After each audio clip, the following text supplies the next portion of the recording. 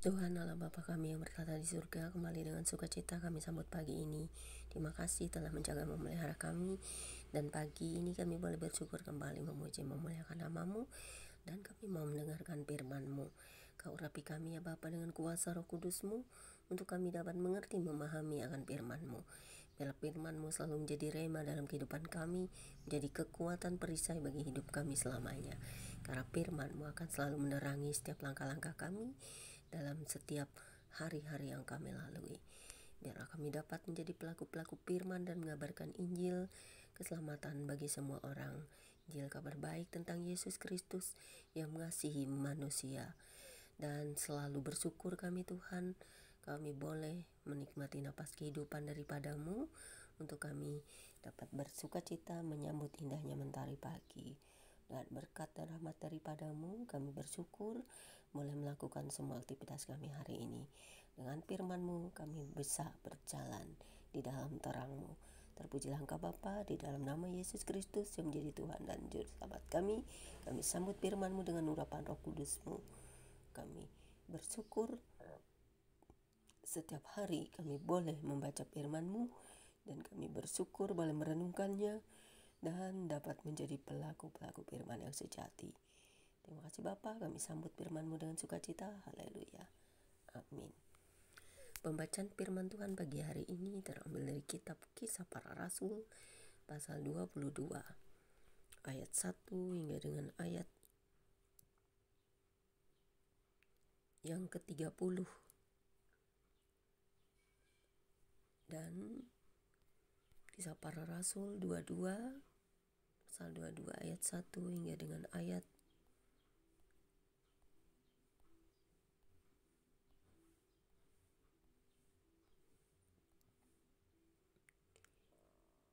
yang kedua-dua dengan perikop Paulus berbicara kepada orang Yahudi yang berbunyi demikian. Hai saudara-saudara dan bapak-bapak, dengarkanlah apa yang hendak kukatakan kepadamu sebagai pembelaan diri. Ketika orang banyak itu mendengar ia berbicara dalam bahasa Ibrani, makin tenanglah mereka. Ia berkata, aku adalah orang Yahudi, lahir di Tarsus di tanah Kilikia, tetapi dibesarkan di kota ini, dididik dengan teliti di bawah pimpinan Gamaliel dalam hukum nenek moyang kita. Sehingga aku menjadi seorang yang giat bekerja bagi Allah, sama seperti kamu semua pada waktu ini. Dan aku telah menganiaya pengikut-pengikut jalan Tuhan sampai mereka mati. Laki-laki dan perempuan kutangkap dan kuserahkan ke dalam penjara. Tentang hal itu baik imam besar maupun majelis tua-tua dapat memberi kesaksian. Dari mereka aku telah membawa surat-surat untuk saudara-saudara di Damsyik, dan aku telah pergi ke sana untuk menangkap penganut-penganut jalan Tuhan. Yang terdapat juga di situ yang membawa mereka ke Yerusalem untuk dihukum. Tetapi dalam perjalananku ke sana, ketika aku sudah dekat Damsyik, yaitu waktu tengah hari, tiba-tiba memancarlah cahaya yang menyilaukan dari langit mengelilingi aku. Maka rebahlah aku ke tanah, dan aku mendengar suatu suara yang berkata kepadaku, Saulus, Saulus, mengapakah engkau menganiaya aku? Jawabku, siapakah engkau Tuhan? Katanya, akulah Yesus orang Nazaret yang kau aniaya itu. Dan mereka yang menyertai aku memang melihat cahaya itu, tetapi suara dia yang berkata kepadaku tidak mereka dengar. Maka kataku, Tuhan, apakah yang harus kuperbuat? Kata Tuhan kepadaku, bangkitlah dan pergilah ke Damsyik. Di sana akan diberitahukan kepadamu segala sesuatu yang ditugaskan kepadamu. Dan karena aku tidak dapat melihat oleh cahaya, karena cahaya yang menyilaukan mata itu, maka kawan-kawan seperjalananku memegang tanganku dan menuntun aku ke Damsyik. Di situ ada seorang bernama Ananias, seorang saleh yang menurut hukum Taurat, dan terkenal baik di antara semua orang Yahudi yang ada di situ. Ia datang berdiri di dekatku dan berkata, Saulus, saudaraku, bukalah matamu dan melihatlah. Dan seketika itu juga aku melihat kembali dan menatap dia. Lalu katanya, Allah, nenek moyang kita telah menetapkan engkau untuk mengetahui kehendaknya, untuk melihat yang benar dan untuk mendengar suara yang keluar dari mulutnya. Sebab engkau harus menjadi saksinya terhadap semua orang tentang apa yang kau lihat dan yang kau dengar. Dan sekarang mengapa engkau masih ragu-ragu? Bangunlah, berilah dirimu dibaptis dan dosa-dosamu disucikan sambil berseru kepada nama Tuhan. Sesudah itu aku kembali ke Yerusalem, dan ketika aku sedang berdoa di dalam bait Allah, rohku diliputi oleh kuasa ilahi. Aku melihat Dia yang berkata kepadaku, lekaslah, segeralah tinggalkan Yerusalem, sebab mereka tidak akan menerima kesaksianmu tentang aku. Jawabku, Tuhan, mereka tahu bahwa akulah yang pergi dari rumah ibadat yang satu ke rumah ibadat yang lain, dan yang memasukkan mereka yang percaya kepadamu ke dalam penjara dan menyesah mereka. Dan ketika darah Stefanus saksimu itu ditumpahkan, aku ada di situ dan menyetujui perbuatan itu, dan aku menjaga pakaian mereka yang membunuhnya. Tetapi kata Tuhan kepadaku, pergilah, sebab aku akan mengutus engkau jauh dari sini kepada bangsa-bangsa lain. Rakyat mendengarkan Paulus sampai kepada perkataan itu, tetapi sesudah itu mereka mulai berteriak, katanya, enyahkan orang ini dari muka bumi, ia tidak layak hidup. Nah, saudara-saudara, ini adalah panggilan siapapun kita, sekalipun saya bilang dia seorang penjahat, teroris, kriminal, sangat diberkati kalau dia bertobat, karena yang dipentingkan adalah pertobatan. Kemudian dia dipilih Tuhan untuk menjadi alat bagi kemuliaan Tuhan, yaitu dengan menjadi penginjil yang memberitakan kabar baik kepada semua orang tentang kerajaan Allah, tentang Yesus Kristus, tentang pertobatan, dan juga memberitakan kebaikan Tuhan di dalam hidupnya. Kita bisa belajar dari sini bahwa Tuhan itu maha kasih kepada siapapun. Kalau dia sudah memanggil dan memilih kita, maka kita harus siap. Tidak ada yang mustahil bagi Tuhan. Kemudian Kisah Para Rasul 22 ayat 23 sampai dengan ayat yang ke-29 dengan perikop baru. Di dalam markas yang berbunyi demikian, mereka terus berteriak sambil melemparkan jubah mereka dan menghamburkan debu ke udara. Karena itu kepala pasukan memberi perintah untuk membawa Paulus ke markas dan menyuruh memeriksa dan menyesah dia, supaya dapat diketahui apa sebabnya orang banyak itu berteriak-teriak sedemikian terhadap dia. Tetapi ketika Paulus ditelentangkan untuk disesah, berkatalah ia kepada perwira yang bertugas, bolehkah kamu menyesah seorang warga negara Rom, apalagi tanpa diadili? Mendengar perkataan itu, perwira itu melaporkannya kepada kepala pasukan, katanya, apakah yang hendak kamu perbuat? Orang itu warga negara Rom. Maka datanglah kepala pasukan itu kepada Paulus dan berkata, katakanlah, benarkah engkau warga negara Rom? Jawab Paulus, benar. Lalu kata kepala pasukan itu, kewarganegaraan itu kubeli dengan harga yang mahal, jawab Paulus. Tetapi aku mempunyai hak itu karena kelahiranku. Maka mereka yang mensah dia segera mundur, dan kepala pasukan itu juga takut setelah ia tahu bahwa Paulus yang ia ikat itu adalah orang Rom. Kemudian Kisah Para Rasul 22 ayat 30.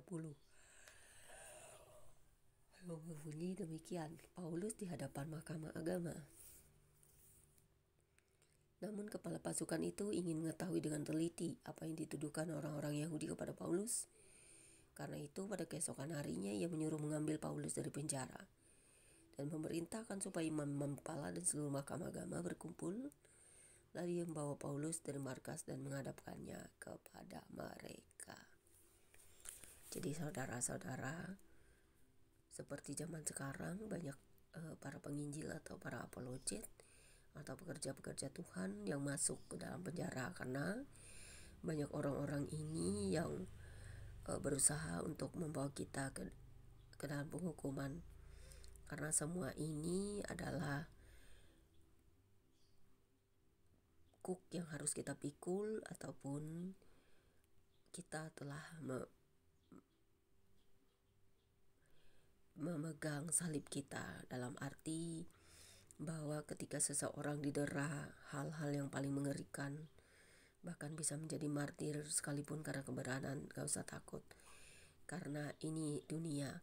Tetapi apa yang kita dapat di sana kelak akan menjadi sesuatu yang tidak bisa Anda bayangkan, yaitu upah yang besar dari Bapa kita di surga. Jangan takut dengan penganiayaan, dengan segala hal, karena Tuhan kita akan membalaskan kepada orang-orang sesuai dengan perbuatannya.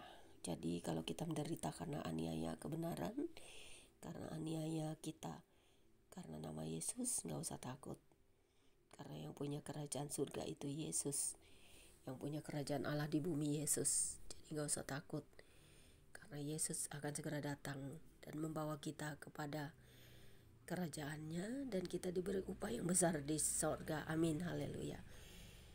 Demikianlah pembacaan Alkitab kita pagi hari ini, dan semoga Tuhan selalu memberkati kita semuanya, dan memberkati para penginjil, apologet, pekerja-pekerja Tuhan, pekerja-pekerja gereja, dan gereja-gereja Tuhan, agar kalian semua kuat dalam segala penganiayaan, penderitaan, dan carilah Tuhan yang hidup, dan minta tolonglah kepada Tuhan Yesus Kristus yang selalu setia mengasihi kita, dan jangan pernah meninggalkan Tuhan, karena Dia adalah